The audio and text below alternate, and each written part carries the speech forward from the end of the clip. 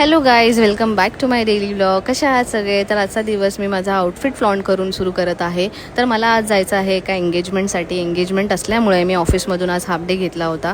Half day घेतल्यानंतर मी ऑफिसमधून निघाली. मस्त असे सुंदर क्लाउड्स दिसले, खूप छान वाटलं. व्हिडिओ काढून मी ऑफिसमधून निघाली. ऑफिसमधून निघाल्यानंतर घरी पोचल्यानंतर माझं आउटफिट ऑलरेडी डिसाइडेड होतं, पण त्याची झिप तुटली.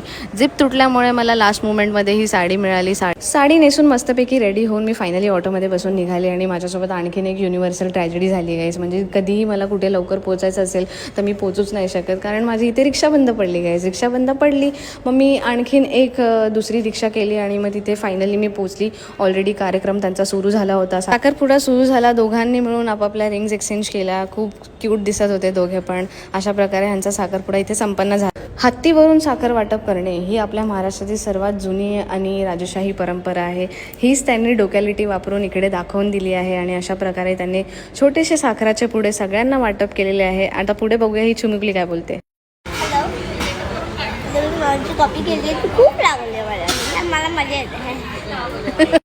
आणि या सगळ्या क्यूट ताईस मस्तपैकी रेडी होऊन बोलत होते की मला पण व्हिडिओमध्ये घ्या, मला पण ब्लॉगमध्ये घ्या. तर ह्यांना पण मी ब्लॉगमध्ये घेतलं. आणि ही बघा गाईस किती सुंदर नाचते.